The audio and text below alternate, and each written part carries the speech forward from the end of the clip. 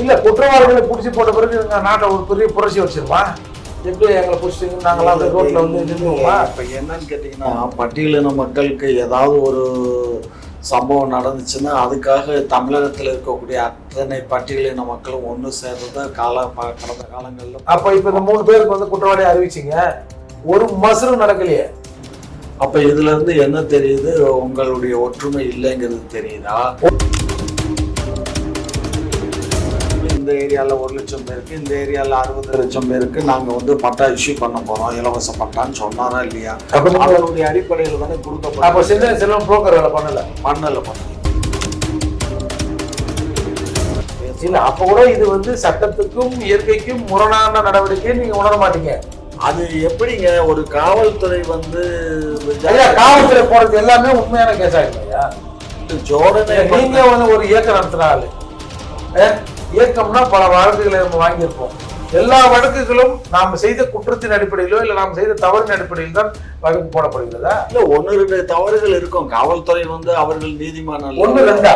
ஆமா, அங்கொன்று இங்கொன்று தாங்க நடக்கும். அங்கொன்றும் இங்கொன்றும் உண்மைகள் நடக்கும் ஐயா. அங்கொன்றும் இங்கொன்றும் பொய் நடக்காது.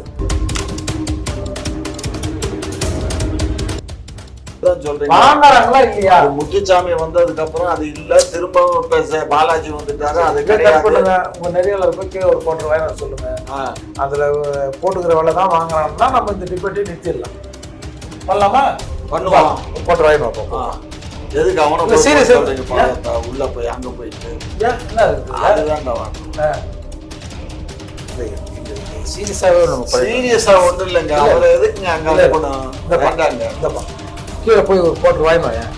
இப்படியா உங்க சீரியஸா சொல்றேன். இப்படி கொஞ்ச நேரம் அதை நிப்பாட்டி இப்போ இல்ல நீ வாங்கிட்டு வாங்க. இன்னைக்கு ஒரு 2த்துல ஒரு முடிவு தான். போய் வாங்கிட்டு வா. அந்த எவ்வளவு பிரிண்ட் ஆகுதோ அந்த காசு மட்டும் வாங்கினாங்கன்னா நான் பகிரங்கமா மன்னிப்பு கேட்டு இந்த அரசு திராவிட மாடல் அரசு நல்ல அரசு.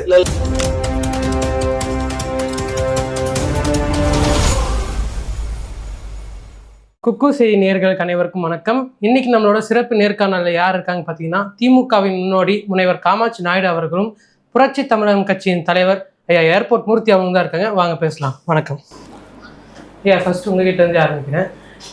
வேங்கை வயல் விவகாரத்தில் இன்னைக்கு சிபிஐ குற்றவாளியாக தாக்கல் செய்ய 3 பேருக்கு ஜாமீன் கொடுத்துருக்காங்க. அது எப்படி பார்க்குறீங்க? எல்லாருக்குமே தெரியும் அவர்கள் குற்றவாளிகள் இல்லை என்று. அப்புறம் ஜாமீன் வழங்காம என்ன பண்ணுவாங்க? ஏற்கனவே வந்து அந்த வழக்கு வந்து சிறப்பு SC/ST நீதிமன்றத்தில் இருந்தது.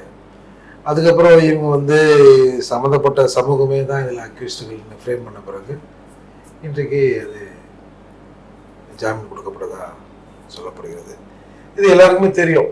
ஏன்னா அவங்க FIR போட்டு குற்றப்பத்திரிக்கை தாக்கல் பண்ண பிறகு ஊரில் வந்து பேசுனதே அதான். அதெல்லாம் ஒன்றும் பிரச்சனை இல்லை, இந்த கேஸை நாங்கள் தள்ளுபடி பண்ணிடுவோம், இது நிற்காது, அதான் நீங்கள் போராட்டம்லாம் பண்ணாதீங்க, நான் உங்களுக்கு வந்து பட்டா கூட தரோம் அப்படிலாம் சொல்லி. கவர்மெண்ட் தான் வேறு யார் பட்டா யார் கொடுப்பா? கவர்மெண்ட்டு தான். ஓகே, காலங்காலமாக போராடி வந்துக்கிறாங்க. அப்போல்லாம் பட்டா கொடுக்காம நேற்று சிந்தனை செல்வன் MP வச்சு MLA வச்சு பட்டாலாம் கொடுக்குற மாதிரி வழி விட்டு போங்களேன் அப்படின்னு இவங்களே கன்வின்ஸ் பண்ணாங்க. எங்களுக்கு என்னென்னா, இந்த குற்றவாளிகள் இவர்கள் இல்லை, இவர்களை விடுதலை ஆவார்னு எங்களுக்கு தெரியும். ஆனால் குற்றம் செய்தவன் ஏதோ ஒரு மூலையில் சுதந்திரமாக சுற்றி கொண்டிருப்பான். அவனுக்கு இந்த விஷயம் ஒன்றும் பெரிய விஷயமா தெரியாது. இது மாதிரி நாளைக்கு இன்னொரு இடத்துலையும் அவன் செய்வதற்கு இல்லை SC/SC மக்கள் மீது அட்ராசிட்டி பண்ணுவதற்கு பின்புலமாக இருப்பதற்கு அவனுக்கு இது ஒரு உந்து சக்தியாக மாறிவிடும் என்பதுதான் எங்களோட வருத்தம். அதனால இதெல்லாம் இயற்கை தான் இதுக்கு தண்டனை விடுவோம். இது காரணம் யாரா இருக்கும் நீங்க நினைக்கிறீங்க? காரணம் யாரான்னு கண்டுபிடிக்கிறது அரசு தான் கண்டுபிடிக்கணும். அரசு கண்டுபிடிச்சவங்க தான் நீங்க குற்றவாளியே இல்லைன்றீங்க. இல்ல, இப்ப சம்மந்தப்பட்ட 3 பேர் குடும்பமும் அந்த ஊர்ல வசிக்கிற குடும்பம். அந்த சம்மந்தப்பட்ட குடும்பத்திலிருந்து அந்த தண்ணியை குடிச்சிட்டு எல்லாரும் ஹாஸ்பிட்டலைஸ் ஆகி மருத்துவமனை எடுத்துட்டு வந்தாங்க. அப்படி இருக்கிற போது யாரோ ஒருத்தனை பழி வாங்குவதற்கு தன் சொந்த சாய் தண்ணியை குடிக்கட்டும் அப்படின்னு இந்த கேடுகட்ட சாதி நினைக்கும் அப்படின்னு இங்க பொது வழியில் நிறுவ விரும்புகிறார்கள். அதை நிறுவினார்கள், அவ்வளவுதான். இதுக்கு நீங்க என்னங்க கருத்து சொல்றீங்க? அதாவது பாதிக்கப்பட்ட மக்களுக்கு வந்து உண்மையிலேயே நம்ம வந்து வருத்தம் தெரிவிக்க வேண்டிய காலகட்டத்தில் தான் நம்ம இருக்கோம். அதே சமயத்தில் CBCID பல முறை விசாரணை பண்ணி பல வழிகள்லையும் விசாரணை பண்ணி தான் கடைசியில கண்டுபிடிக்கப்பட்டு அவர்கள் மீது குற்றப்பத்திரிகை தாக்கல் அதாவது ஐயா சொல்றாரு, ஐயா வந்து பேப்பர்ல இருக்கிறத சொல்றாரு. அப்படி வந்து இவர்கள் உண்மையிலே இவர்கள் குற்றவாளின்னா ஏன் வந்து இவங்களை போலீஸ் வந்து கன்வின்ஸ் பண்ணுது? காசு தரேன், உன் வேலையை பர்மனெண்ட் ஆகிறேன், உன்னை எஸ்ஐ ஆகிடுறேன், உனக்கு அவ்வளோ காசு தரேன், இம்மா காசு தரேன் அப்படின்னு ஏன் வந்து போலீஸ் வந்து வற்புறுத்துச்சு? அது காரணத்தை மட்டும் சொல்லுங்க. நீங்க சொல்ற மாதிரி இவங்களை கூட குற்றவாளியாக கூட இருக்கட்டும், குற்றவாளின்னு பிடிக்க வேண்டிய போலீஸ் எதுக்கு உனக்கு காசு கொடுக்குறேன்னு பேசி ரேட் யார் பேசுறாங்க அதை மட்டும் பேசுங்க. ரேட் பேசுனது பேசாது எனக்கு தெரியாது. இல்ல அவங்க சம்பந்தப்பட்டவர்கள் ஊர்ல இருக்கிறவங்க சொல்றாங்க. நீங்க சொல்றீங்க, நீங்க தவறான தகவலை பரப்புரை பண்ண மாட்டீங்கன்னு நம்பிக்கையில நான் பேசுறேன். அதாவது வந்து ஒரு பட்டியலின மக்களை சேர்ந்தவர்களுக்கு வந்து இந்த மாதிரி ஒரு சம்பவம் நடந்துருச்சு, தெரிஞ்சோ தெரியாமலோ பண்ணிட்டீங்க, ஆகையினால இதை ஒரு பெருசுபடுத்திக்கணும்னா நான் வந்து உங்களுக்கு என்னென்ன உதவி பண்ணணுமோ அரசாங்கத்தின் சார்பாக நாங்கள் பண்றோம். இல்ல குற்றவாளிகளை பிடிச்சி போட்ட பிறகு எங்க நாட்டை ஒரு பெரிய புரட்சி வச்சிருமா? எப்படி எங்களை பிடிச்சிட்டீங்கன்னு நாங்களாம் ரோட்ல வந்து நின்றுவோமா? இப்ப என்னன்னு கேட்டீங்கன்னா, பட்டியலின மக்களுக்கு ஏதாவது ஒரு சம்பவம் நடந்துச்சுன்னா அதுக்காக தமிழகத்தில் இருக்கக்கூடிய அத்தனை பட்டியலின மக்களும் ஒன்று சேர்றத கடந்த காலங்களில். அப்ப இப்ப இந்த 3 பேருக்கு வந்து குற்றவாளி அறிவிச்சிங்க, ஒரு மசரும் நடக்கலையே. அப்ப இதுல இருந்து என்ன தெரியுது? உங்களுடைய ஒற்றுமை இல்லைங்கிறது தெரியுதா? ஒற்றுமை இல்லைன்னா நாங்க வந்து சட்டத்தின் போல் ஆட்சி நடத்தி தான் சொல்றோம். நாங்க ஒற்றுமையா இருக்குமா, தனியா இருக்குமா, வலிமையா இருக்கிறோமா? அப்போ எளிவனை கண்டால் சட்டம் ஏறி மிதிக்கும். அப்படியெல்லாம் இல்லைங்க. அதாவது எங்களுக்கு என்ன, எளியவர்களுக்கு எப்பா நீ வந்து தப்பு தெரிஞ்சோ தெரியாமலோ பண்ணிட்டா உன்னுடைய தப்பை வந்து அதெல்லாம் ஐயா நீங்க திருப்பி அதை சொல்றீங்கய்யா. இதே 3 பேரை வழிகட்டாயமா எஃப்ஐஆர் போட்டு இருந்தா என்ன நடந்திருக்கும்னு நீங்க நினைக்கிறீங்க? எனக்கு சொல்ல இயலலைங்க. ஏன்னா நான் காவல்துறையில பயணிக்கல. இல்ல நான் எங்க தரப்புல இருந்து எப்படி எதிர்ப்பாயிருக்குன்றீங்க? ஆமா, முக்கியமான ஆளுங்க கூடயே வச்சுருக்கிறீங்க. இங்க பாருங்க, இப்ப பட்டா கொடுத்த மாதிரி நாளைக்கு ஒரு சொட்டா கொடுப்பீங்க, ஒரு சொக்கா கொடுப்பீங்க, ஒரு பேண்ட் கொடுப்பீங்க. இதெல்லாம் வந்து வாய்வீனான வார்த்தைகளை நீங்க உதிர்க்காதீங்க. நாங்க பட்டாவும் கொடுக்கல, சொக்காயும் கொடுக்கல. நாங்க பட்டா கொடுத்தோன்னு உங்களால நிரூபிக்க இயலுமா? இல்லங்க, இவங்க கூட்டணி கட்சியில இருக்கிற எம்எல்ஏ சிந்தனை செல்வன் வாயிலாக தாங்க பட்டாவே இஷ்யூ பண்ணாங்க. இவரு முழு பூசணிக்காய் சோத்துல மாதிரி அந்த ஏரியால வந்து பட்டாவுக்காக அப்ளை பண்ணி சார், அது வந்து பல வருஷமா இருக்கிற கோரிக்கை சார். சார்ஜ்ஷீட்ல 3 பேர் போட்ட பிறகு ஏன் கொடுத்தீங்க? இங்க பாரு, அது ஏற்கனவே இப்ப பட்டா கேட்டுக்கிட்டு இருந்தாங்க. இப்ப பட்டா ஒவ்வொரு ஏரியால ஏற்கனவே இதை விட்டுடு கண்ணு, இந்த விஷயம் அப்படியே கொஞ்சம் மூடி வை. ஏற்கனவே நம்மளுடைய ரெவன்யூ மினிஸ்டர் என்ன சொன்னாரு? அவர் என்ன நீங்க வந்து வேங்காயத்தை பத்தி பேசுங்க. ஒவ்வொரு ஏரியா வாரியா அவர் என்ன சொன்னாரு? இந்த ஏரியால 80,000 பேருக்கு, இந்த ஏரியால 1,00,000 பேருக்கு, இந்த ஏரியால 60 லட்சம் பேருக்கு நாங்க வந்து பட்டா இஷ்யூ பண்ண போறோம், இலவச பட்டான்னு சொன்னாரா இல்லையா? அதனுடைய அடிப்படையில தானே கொடுக்கப்பட்ட. புரோக்கர் வேலை பண்ணல. அப்ப இத்தனை வருஷமா பட்டா கொடுக்காம அவர் சொல்லி கொஞ்சம் நாட்கள் ஆச்சு பட்டா கொடுக்காம இந்த பிரச்சனை நடந்து ஒரு 2 மாதத்துல பட்டா சார்ஜ்ஷீட் போட்ட பிறகு ஏன் கொடுத்த? இவருக்கு மட்டும் இல்லப்பா, த்ரூஅவுட் இந்தியா தமிழ்நாடு ஃபுல்லா கொடுத்துட்டு நான் வேங்க வேலை கொடுத்த பத்தி நான் பேசுறேன். தமிழ்நாடு முழுவதும் கொடுக்குறோமா இல்லையாங்கிறதா. அப்ப என்ன ஆகும்? ஏப்பா புள்ளியே ஒரு படத்துல இந்த கற்பை சேர்ந்த 2000 ஃபைன், இந்த அடுத்து ஒரு 2000 தர, அது இது எதுக்குதா அடுத்த புள்ளிய கற்பழிச்சோம்னா அதுக்கு ஃபைன் அப்படின்ற மாதிரில இதெல்லாம் வந்து ரொம்ப தவறான தகவலை நீங்க பரப்புரை பண்ணாதீங்க. வேண்டாம், உங்க மேல நான் அதிகமான நம்பிக்கை வச்சிருக்கேன். நீங்க நம்பிக்கை நான் பாதிக்கப்பட்ட மக்கள் இப்ப நாங்க இப்ப இருங்க, உங்க பாதிக்கப்பட்ட மக்களுக்கு என்ன தவறு ஆயிப்போச்சு? புதுசா ஒரு வாட்டர் டேங்க் கட்டி கொடுத்தாச்சு, நீங்க போய் தகவல் பண்ணி மறுபடியும் குழாவெல்லாம் புது குழா மாற்றணும்னு சொல்லி புது குழா மாட்டி கொடுத்தாச்சு. அதுக்கப்புறம் இப்ப இவங்க யாருன்னு உண்மையை கண்டறிஞ்சு இந்த 3 பேர்த்தையும் பேர்ல எஃப்ஐஆர் போட்டு அது பிரச்சனை இல்லையா, பெயிலையும் விட்டாச்சு. இன்னைக்கு ஒட்டுமொத்தமா பொது வெளியில வந்து இவங்க இன்னொருத்தரை பழி வாங்குறதுக்கு அவன் வீட்டுல கூட செத்தா கூட பரவாயில்ல அப்படின்னு ஈனங்கட்ட பயிலுவா அப்படின்னு இன்னைக்கு ஒரு பொது வெளியில ஒண்ணு நிறுவி இருக்கீங்கல்ல. ஐயா, நீங்க தவறான தகவலை சொல்றீங்க. நாங்க அப்படி எல்லாம் கொஞ்சம் கூட இன்ச்சிக்கும் கூட எங்க ஐயா மத்தவங்க என்ன பேசுவாங்க பாரு, நேற்று எவனோ கலந்துட்டான் எல்லாம் கதை விட்டுருந்தாங்க ஐயா, அங்கங்க கண்ணாமன்னு பேசியிருந்தானு ஐயா, கடைசியில பார்த்தா அவனுதான் ஏன் கலந்துக்கிறானுவா, ஆனா மானகட்ட பயிலுவலாம் அப்படின்ற பேச்சு உண்மைதானே? உண்மை மட்டும் அதே ஏரியால இருக்கவங்க அவங்களுக்கே இது தீமை வரைக்கும் அவங்க கலந்துப்பாங்களா? சொந்த தாய் வந்து அட்மிட் ஆகுறேன்னு சொல்றது அதெல்லாம் போய்ங்களா? கண்ணே, காவல்துறை கண்டுபிடித்தது சிபிசிஐ. ஐயா காவல்துறை கண்டுபிடித்தது எல்லாம் கரெக்டா? நீதிமன்றம் சொல்லும் கரெக்டா தப்பான்னு. எங்க காவல்துறை என்ன பேப்பரை நீதிமன்றத்தில் கொடுதோ அது குறித்தான விசாரணை தான் நீதிமன்றத்துல வந்து நடக்கும். ஆமா, சாட்சியம்லாம் இருக்குல்ல ஐயா, சாட்சி இருக்குல்ல. ஆமா, ஏன் நாளைக்கு இந்த கேஸ் நிக்காது ஐயா. இவர்கள் குற்றமற்றவர்கள், இவர்கள் நிரபராதிகள் என்று இவர்கள் விடுவிக்கப்படுவார்கள். சரி, அப்ப கலந்தவன் யார்? இதுக்கு பதில் சொல்லுங்க நீங்க. இவங்க நாளைக்கு வந்து வெளியே வந்துருவாங்க. அப்ப உண்மையில கலந்தவன் யார்? அது அந்த காவல்துறை தான் சொல்லணும். எப்படி சொல்லும்? ஒரு ஒரு நீதிமன்றத்தில் ஒரு கேஸ் போனா அதுல அரசு தரப்பு தோத்துட்டா, எதிராளிகள் விடுவிக்கப்பட்டால் அப்பீலுக்கு தான் போவோம். இன்னென்ன விஷயங்களை வந்து கோர்ட் கன்சிடர் பண்ணல, அதால இவர்கள் தான் குற்றவாளிகள் என்று திரும்பவும் அவர்கள் மீதான அப்பீல் தான் நடக்குமே தவிர ஃப்ரெஷ்ஷா ஒரு விசாரணை தொடங்கி திரும்பி நீங்க ஒரு எஃப்ஐஆர் போடுங்கலாம் நடக்காது. இதுதான் நடைமுறை. சரி, இது இந்த நடைமுறை வந்து இந்த கேஸை பொறுத்த மட்டும் எது எப்படிங்கிறது வந்து யாருக்கும் தெரியல, புதிரா இருக்கு. பார்ப்போம், காவல்துறையும் சரி நீதிமன்றமும் என்ன மனு கட்டுறாங்கன்னு பார்ப்போம். இப்போ பெயிலில் விட்டாங்க 3 பேர். இன்னைக்கு இப்போதான் ஒரு 6 நாளுக்கு முன்னாடி தான் பெயிலில் வெளியில் வந்திருக்காங்க. அதனால இது வந்து நம்ம சேனலில் தான் ஃப்ரெஷ்ஷாக இப்போ நம்ம பேச. இல்லை, அப்போ கூட இது வந்து சட்டத்துக்கும் இயற்கைக்கும் முரணான நடவடிக்கை நீங்க உணர மாட்டீங்க. அது எப்படிங்க ஒரு காவல்துறை வந்து காவல்துறை போறது எல்லாமே உண்மையான கேஸ் ஆகிடும் ஐயா. இல்ல ஜோடனை நீங்க வந்து ஒரு இயக்கம் நடத்துற ஆளு, இயக்கம்னா பல வழக்குகளை நம்ம வாங்கியிருப்போம். எல்லா வழக்குகளும் நாம் செய்த குற்றத்தின் அடிப்படையிலோ இல்ல நாம் செய்த தவறின் அடிப்படையில் தான் வழக்கு போடப்படுகிறதா? இல்ல 1-2 தவறுகள் இருக்கும். காவல்துறை வந்து அவர்கள் நீதிமன்றம் 1-2.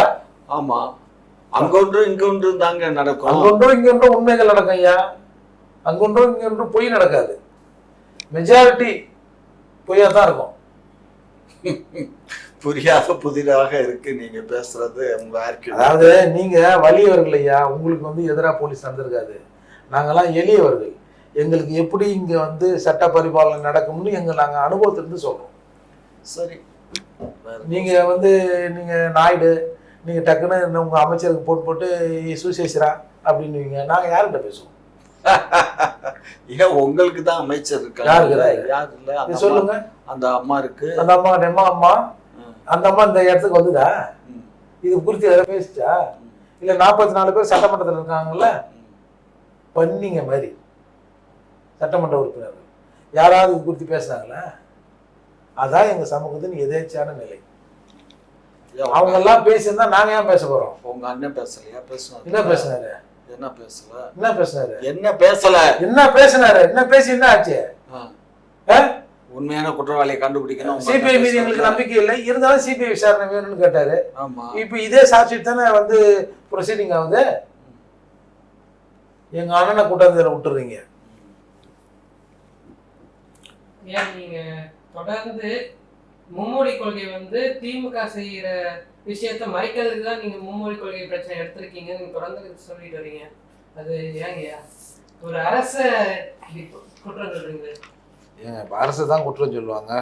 இவங்க தான் வந்து காசை கசெல்லாம் எல்லாத்தையும் வாங்கிட்டு இப்போ நாங்கள் காசே வாங்குறோன்னு கதை விட்டுக்கிறாங்க. அது எல்லாம் எம்பி சொல்றாங்க, முதலமைச்சர் சொல்றாங்க நாங்க வாங்கவே இல்லைன்ட்டு. அப்படியா? அப்போ எப்படி வந்து மத்திய அமைச்சர் சொன்னாரு? இப்போ மொத்தமாங்க எங்க இவனுக்கு பண்றது எரிச்சல் இருப்பாங்க. மொத்தமாக ஒரு 41,000 கோடிங்க. அது மாநில அரசு பட்ஜெட்டுங்க. என்ன நீங்க 41,000 கோடி என்னமோ அந்த விளக்கணை கொடுத்த மாதிரியும் நாங்க என்னமோ செலவு பண்ண மாதிரி பேசுறீங்க. இருங்க இருங்க என்ன இருங்க பொறுங்க. இந்த பிஎம் ஸ்ரீ கல்வி விஷயத்துல காசு வரலன்னு தான் பிரச்சனை. அது வந்து நம்ம ஸ்டேட்டுக்கு ஒதுக்கப்படுறது 3,586 கோடி. இப்போ இவங்க சொல்றது வந்து 2,152 கோடி வரல அப்படின்னு சொல்றாங்க. அப்போ 1,434 கோடி நீங்க வாங்கிருக்கீங்கல்ல, 2 இன்ஸ்டால்மெண்ட்டாக வாங்கிருக்கீங்க. என்ன சொல்லி வாங்கினீங்க?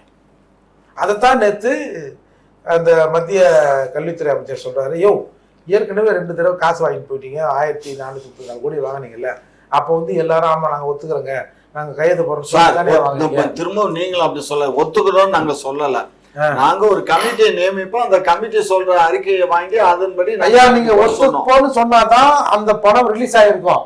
அப்படி இல்லைன்னா நீ எப்போ ஒத்துக்கிறியோ அப்போ காசு தானே போயா அப்படிலாம் திருப்பி அப்படி சொல்ல முடியாதுங்க. அது அவன் வீட்டு பணம் இல்லைங்க, இது கவர்மெண்ட் பணங்க. எந்த பணமா இருந்தா நான் என்ன சொல்றேன், இப்போ உங்களுக்கு 2,000 கோடி தானே பிரச்சனை. 40,000 கோடி பண்ணி கீச்சிட்டீங்களா நீங்க? 40,000 கோடியை கிழிச்சமா கிழிக்கலையாங்கிறத செஞ்ச இடத்துல போய் பாருங்க. எவ்வளவு தூரம் வந்து 40,000 கோடியை கம்பேர் பண்ணும்போது 2,000 கோடி எவ்வளவு சார்? 40,000 கோடியில நாங்க சம்பளம் இன்க்ளூடிங் ஆஃப் சேலரி, டீச்சர்ஸ் சம்பளம், இம்ப்ளிமெண்ட் ஆஃப் பில்டிங்ஸ் எல்லாமே சேர்த்து தான். 40,000 கோடியை கம்பேர் பண்ணும்போது 2,000 கோடி பெருசா? பெருசு இல்லைங்க, இருந்தாலும் உரிமைக்கு கிடைக்க, அதாவதுங்க ஒரு அவங்க கொடுக்க மாட்டான் சார். நீ வந்து இதுக்குள்ள வந்தாதான் இல்ல அந்த பிஎம்சி கல்வி பள்ளிக்கூடத்தை நீ ஏத்துக்கினாதான் கொடுப்பாண்டாயோ. நீ ஆச்சும் பள்ளிக்கூடம் வச்சு பையா அப்படின்னு வந்துட வேண்டியதானே. ஏன் நம்ம உரிமையை நம்ம கேட்டு பாருங்க. 1 லட்சம் கோடி ஆம கொஞ்சம் காசு எடுத்து எந்த நாய் சொல்லுச்சு 1 லட்சம் கோடின்னு? எல்லா சேனல்லையும் வந்துருச்சு. எல்லா சேனல்லையும் வந்துட்டு இருக்கோம் 1 லட்சம் கோடி கத்திரிக்காய் கோடின்னு. அது என்ன? அந்த ஊடகங்கள் பூரா ஃப்ராடு, எல்லா ஊடகமும் ஃப்ராடு. 1 லட்சம் கோடி. நான் என்ன கேக்குறேன்னா, ஊடகங்கள்ல வந்தா ரெக்கார்டட் எவிடன்ஸோட வந்திருக்கணும். ஏதாவது 1 லட்சம் கோடி ஊழல்னு எங்கேயாவது நோட்டீஸ் சர்வ் பண்ணி இருக்கணும். ஐயா, ஒரு பாட்டில் 10 ரூபாய் வாங்குறது எல்லாருக்குமே. இப்ப ஈடி சேவை பண்ண பாருங்க, பண்ண பாருங்க. அப்ப என்ன சொல்றீங்க? பண்ணட்டு அப்ப பேசுவோம் அத பத்தி. நம்ம ஜென்ரலா பாக்குறோம், ஒரு பாட்டிலுக்கு 10 ரூபாய் வாங்குறானா இல்லையா கோட்டருக்கு? சார் இதெல்லாம் நீங்க அன்னைக்குல இருந்து இன்னைக்கு வரலையும் இதேதான் சொல்றீங்க. வாங்குறாங்களா இல்லையா? முத்துச்சாமி வந்ததுக்கு அப்புறம் அது இல்ல, திரும்பவும் பேச பாலாஜி வந்துட்டாரு. அது கிடையாது. உங்க நெறியாளர் போய் கீழே ஒரு கோட்டர் வாங்கி சொல்லுங்க, அதுல போட்டுக்கிற வேலை தான் வாங்குறான்னா நம்ம இந்த டிபேட்டை நிறுத்திடலாம். பண்ணலாமா? பண்ணுவோம். ஒரு கோட்டர் வாங்கி வைப்போம். எதுக்கு அவனை சொல்றீங்க? பாலத்தா உள்ள போய் அங்க போயிட்டு என்ன இருக்குது? அதுதான்டா வேண்டாம். சீரியஸா ஒண்ணும் இல்லைங்க. அவரை எதுக்குங்க அங்க அனுப்பணும்? இந்தப்பா கீழே போய் ஒரு கோட்டர் வாங்கினோம். இப்படியா சீரியஸா சொல்றேன். இப்படி கொஞ்ச நேரம் அதை நிப்பாட்டி வைப்போம். இல்ல நீ வாங்கிட்டு வாங்க. இன்னைக்கு ஒரு 2த்துல ஒரு முடிவு வந்துடணும். போய் வாங்கிட்டு வா. அந்த எவ்வளவு பிரிண்ட் ஆகிதோ அந்த காசு மட்டும் வாங்கினாங்கன்னா நான் பகிரங்கமா மன்னிப்பு கேட்டு, இந்த அரசு திராவிட மாடல் அரசு நல்ல அரசு. இல்ல கீழே வச்சிருக்கிறது தனியாருடைய பார் தானே. கீழே ஒயின் ஷாப் டாஸ்மாக் இருக்குங்களா? கடை இருக்குல்ல? டாஸ்மாக். அந்த கடையில போய் வாங்கிட்டு வர சொல்றேன். சரி வாங்கலாம், வைங்க. சும்மா பண்றதெல்லாம் பிராடு தானே, திருட்டு தானே. இதுல பேச்சு வேற. உங்களுக்கு எப்பா லைட்டை போட்டு காட்டுப்பா, அந்த திருட்டுத்தனம்லாம் நல்லா ஒரு கண்ணுக்கு தெரியும். அதுதான் எல்லாரும் கைப்புனுக்கு எதுக்கு கண்ணாடி. 1.25 லட்சம் கோடி 1.25 கோடி பேர் குடிக்கிறான். 1.25 கோடி பேருக்கு இது தெரியும் 10 ரூபா அதிகமாக வாங்குறான்டா பாய்ங்கன்னு. என்னமோ எனக்கு ஏதோ வாங்கினா அரசல் கேள்விப்பட்டோம். ஆனா இப்ப அதெல்லாம் கீழே தான் போய் வாங்கினாங்கன்றன. சரி விடுங்க, பேசுங்க. அடுத்த போவோம், அடுத்த இதை பார்ப்போம். என்ன பண்ணுறது? உங்களுக்கு வந்து ஏதோ கடைக்காரன் அங்க வேலை பார்க்கிறவன் அவன் ஏதாவது, அதாவது ஒரு கோடி பாட்டில்னா 10 கோடி ரூபா. அதுல ஒரு நாளைக்கு ஏங்க அங்க வேலை பார்க்கிறவன் அவன் வாங்கியிருப்பாங்க. அதுக்கு அரசாங்கத்தை எது குறை சொல்றீங்க? வேலை பார்க்கிறவன் அவன் 4000 சில்லற கடையா 10 கோடி ரூபான்னு போட்டா நீங்க கணக்கு போடுங்கய்யா. பாருங்க ஒரு கடைக்கு எவ்வளவுன்னு பாருங்க. அது அந்த கடைக்காரன் எடுத்து முடுவானா? பாருங்க, ஒரு விஷயம் புரிஞ்சுக்கோங்க. அன்னைக்கு ஒரு நாள் லோடு இறக்கிட்டு இருக்கான். ஒரு பக்கம் ஒருத்தன் அப்படி அசைஞ்ச உடனே ஒரு பெட்டியை தூக்கிட்டு ஓடி போயிட்டாங்க. யாரு ஓட்டான்? அது திருடன் தான். தூக்கிட்டு ஓடி போயிட்டான். அதெல்லாம் வந்துச்சு. அதை எப்படி கண்டுபிடிக்க? அதே மாதிரி அதுக்கப்புறம் ஆனா அதான் இதுலயே போட்டு வீடியோ காட்டிட்டான். அதுக்கப்புறம் என்னாச்சு? 10,000 கோடி ஒரு பாட்டில் பல பாட்டில் உடையிற சரக்கு யார் காசு? 10,000 கோடி டிவைடட் பை 4,830 கடை போடுங்க. ஒரு கடைக்கு எவ்வளவு வருது பார்ப்போம். போடுங்களேன். 10,000 கோடி 10 கோடி 10 கோடிக்கு எத்தனை சைபர்னு கூட நமக்கு தெரியாது. காமாட்சி கிட்ட கேளுங்க, கோடி கரெக்டா சைபர் சொல்லுவார். எவ்வளவு வந்து 10 கோடி 10C டிவைடட் பை 4,830 கடை. அது அப்படியே அந்த அமௌண்ட் அதுல ஆக்ட் பண்ற அவ்வளவுதான் முடிஞ்சு போச்சுட்டான். மொத்தம் இருக்கிறது ஒரு 4,830 கடை தாங்க. 10 கோடிங்க. 1 லட்சம் போட்டாலே 4 கோடி வருமா? இப்ப இது வந்து ஒரு கடைக்கு வந்து ஒரு நாளைக்கு ஒரு 2 லட்சம் ரூபாய் காசை வந்து ஒரு அப்ராக்சிமேட்டா போடுவோம். அதாவது 4,88,500. 4 லட்சம் அந்த கடையில இருக்கிற ஒரு 4 ஸ்டாப் எடுத்துறான்ல. ஆமாங்க. அப்பெல்லாம் எல்லாம் லட்சாதிபதி கோடீஸ்வரனா இருக்கணும். அப்படிதான் இருக்கேன். அங்க வேலை பார்க்குற பூரா கோடீஸ்வரன் தான். மதுரையில அவனை கண்டுபிடிச்சு உங்க நாட்டுல அறிவுரை எதுக்கு எதுக்கு அவன் என்ன சொல்றான், பாட்டில் உடைஞ்சு போகுது, அந்த உடைஞ்சு போன பாட்டிலுக்கு யாரு அரசாங்கம் ஒத்துக்காது. சரி, அவன் தான் சரிங்க. திருடு போறது இந்த மாதிரி இதே வந்து ஒவ்வொரு மாசமும் அவங்களுக்கு கிட்டத்தட்ட 1 லட்சம் 2 லட்சம் ரூபாய் அவங்க தான் கையில இருந்து போட்டு பணம் கட்ட வேண்டியிருக்கு. இந்த மாதிரி எல்லாம் வந்தா தானே அவனுக்கு ஏதாவது பண்ண முடியும். அப்ப நீங்க தெரிஞ்சா லஞ்சத்தை ஊக்குவிக்கிறீங்களா? லஞ்சம்னு இதை சொல்ல முடியாதுங்க. அவனுக்கு நஷ்டப்பட முடியாது இல்லையா? ஒரு தொழில் ஒரு பாட்டிலுக்கு 10 ரூபாங்க. ஐயோ மூச்சாத்தாதீங்க. பாட்டிலுக்கு 10 ரூபாய். ஒரு பாட்டிலுங்க 10 கோடிங்க. நீங்க வந்து ஒரு 2000 கோடிக்கு மண்ணு கட்டுங்களேங்க. ஓ அங்க வர்றீங்களா? சரி சரி. பங்கு வாங்கினா அப்படிதான். சரி சரி. இதுல இருந்து அதுல எடுத்து பண்ண முடியாது. 2000 கோடி அது வந்து சண்டை போட்டு இருக்கு. அது உரிமைடா. 10 ரூபாய் இருந்தா கூட உரிமை. ஒரு கோவில்ல உனக்கு பரிவட்டம் கட்டுறான்னு ஐயா கேட்டு கேட்டு பாக்கலாம். உடுவியா? அந்த பரிவட்டம் கட்டாம இன்னொருத்தன் கட்ட கேட்டு கேட்டு பாக்கலாம். அடிச்சுக்கு போய் சீச்சி இந்த பழம் புளிக்கும் அப்படின்னு வந்துருங்க. அப்படியெல்லாம் விடுறதுக்கு நாங்க என்ன 40,000 கோடி இதுல அதுல மிச்சம் பண்ணி இந்த 2000 கோடி அட்ஜஸ்ட் பண்ணி விடுங்க. ஏங்க அப்படியெல்லாம் விட இயலாதுங்க. டாஸ்மார்க் நீங்க அறிவு கட்டதுனாம நீ கேள்வி கேட்காத. டாஸ்மார்க்ல வந்து 10 ரூபாய்ங்கிறாரு இவரு. 10 லட்சம் ஒரு நாளைக்கு 10 லட்சம் பாட்டில்ங்கிறாரு. 10 லட்சம் பாட்டில் ஒரு நாளைக்கு வியாபாரம் நடக்குதா என்ன? அதாவது 48,000 கோடி வந்து சேல்ஸ்னா இன்னொரு 48,000 கோடி வந்து பிளாக்ல சேல்ஸ். அது எப்படிங்க பிளாக்ல எப்படிங்க விற்க இயலும்? ஐயா நேரடியா கம்பெனில இருந்து அரசாங்க குடோனுக்கு போகணும். சரி. அங்க இருந்து ஒயின் ஷாப்ல இருந்து ஆர்டர் பிளேஸ் பண்ணி சரக்கு எடுக்கணும். ஆமா. இவங்க என்ன பண்றாங்க, நேரடியா கம்பெனில இருந்து ஒயின் ஷாப்புக்கு வந்துருக்காங்க சரக்கு. அப்படியா? அப்படியெல்லாம் வர முடியுமா? ஏன் வராது? என்ன ரூட்னா மாறியாது. அப்படியே லாரில ஏற்றி கொண்டாந்து போட போறோம். சரி. அப்ப அங்க இருந்து இங்க வர எப்படி கணக்கு வச்சுட்டு காசு வாங்க முடியும்? அதுதான் ஒரு ஆள் அங்க போட்டு வச்சுக்கலாமே. கம்பெனில கணக்கு இருக்கும்ல. ஆமா. இந்த ஒயின் ஷாப்புக்கு இவ்வளவு போச்சு, இந்த ஒயின் ஷாப்பு பில்லு இவ்வளவு போச்சு, பில்லு இவ்வளவு போலன்னு அந்த பில்லு போல காசு இவங்க எடுத்துக்கிறாங்க. அது ஒயின் ஷாப் எடுத்துக்கிறான்றீங்களா? இல்ல இல்ல அதெல்லாம் எனக்கு இது நம்பர் 2 பிசினஸ் நடக்குதுன்னு சொல்றீங்க. எனக்கு அது நம்பர் 2 அது அரசாங்கமே இந்த தவற பண்ணுமா? ஒரு அரசாங்கம் கவர்மெண்டா பண்ணும். கவர்மெண்ட் இருக்கிறவங்க தான் பண்ணுவாங்க. கவர்மெண்ட் தப்பு பண்ணுமா? இப்ப 12 மணிக்கு சொல்றது பெரிய தவறுங்க இது. ஐயா இன்னைக்கு அதுதான் ரைடு.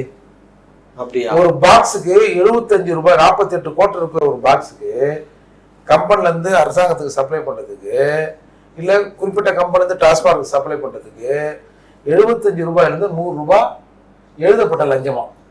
அதுதான் கணக்குல வர பாக்ஸுக்கு. அதான் சொல்றாங்க 1 லட்சம் கோடியா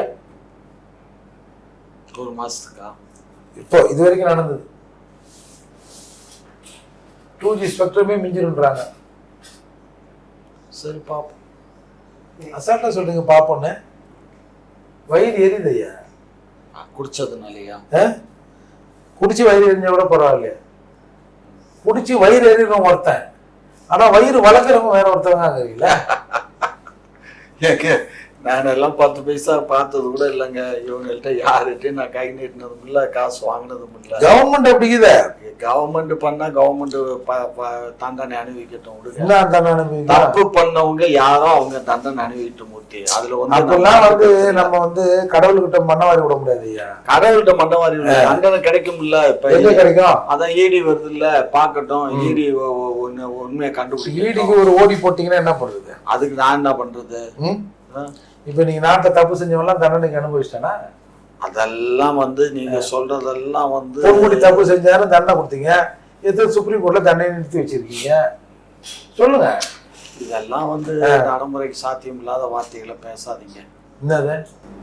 அதாவது நீதிமன்றம் வந்து தண்டனையை நிப்பாட்டி வச்சிருக்கணும். அதுக்கு தமிழ்நாடு அரசு தான் போய் நிப்பாட்டி வைன்னு சொன்னோம். பொன்முடி தானே வந்து பெரிய வக்கீல வச்சு மேல சுப்ரீம் கோர்ட்டுக்கு போறாரு. சார் பெரிய வக்கீல் என்ன சின்ன வக்கீல் என்ன சார்? அவங்க பேர்ல அவங்க கேட்கறதுல நியாயமா இருக்கு. நீதிமன்றம் நீதி வழங்க. அப்ப தப்பே பண்ணல. தப்பு பண்ணாரா பண்ணலையான்னு நான் எனக்கு தெரியாதுங்க. அப்ப நீங்க அந்த முடிவுக்கு போறீங்க. நீதிமன்றம் வரையும் போனாராங்க. யாரு? தப்பு பண்ணாம நீதிமன்றம் வரையும் போயிட்டு வந்தாரா? தப்பு பண்ணா தான் நீதிமன்றம் போடணும்னு எது கணக்கு இருக்கா? தப்பு ப்ரூவ் ஆன தப்புங்க ஐயா அது. அவர் குற்றவாளி என்று தண்டனை அது வழங்கப்பட்டிருக்கு. கீழ் நீதிமன்றம் சொல்லிச்சு, அவ்வளவுதான். கீழ் நீதிமன்றம் கண்ணமூடி ரேப்பாரில் ஒன்று தொடுப்பான்னு சொல்லிச்சா? ஏங்க அப்புறம் எதுக்கு சுப்ரீம் கோர்ட் வெளியே இருக்கு, மாஜிஸ்ட்ரேட் கோர்ட் இருக்கு, அதுக்கப்புறம் டிஸ்ட்ரிக்ட் கோர்ட் இருக்கு, அப்புறம் டிஸ்ட்ரிக்ட் கோர்ட்ல அப்பீல். சரி, சுப்ரீம் கோர்ட்லயே வந்து இது கன்ஃபார்ம் பண்றாங்க, என்ன பண்ணுவீங்க? தண்டனை அனுபவிக்கட்டும். எல்லாம் வந்து ஆரியர்களா இருக்காங்க. உச்ச நீதிமன்றமா உச்சி குடிமன்றமா? அதால நீங்க திராவிடர்கள் மேல நீங்க வந்து பரவாயில்லப்பா, நம்மளை காட்டிலும் அவரே பேசிட்டாரு. ஒரு பொய்ய சொல்லிட்டு அப்படி போயிடுவீங்களா? அவரு பேசல, உங்கதான் சொல்றாரு. அதான் நான் அப்படி சொல்வேன்னு சொல்றாரு. நான் எதுக்கு சொல்றேன்? உச்சிக்குடி மீன் இப்ப யாரோ ஒருத்தரை கூட இன்னைக்கு கொண்டு போய் போட்டிருக்கானுங்க சுப்ரீம் கோர்ட்ல.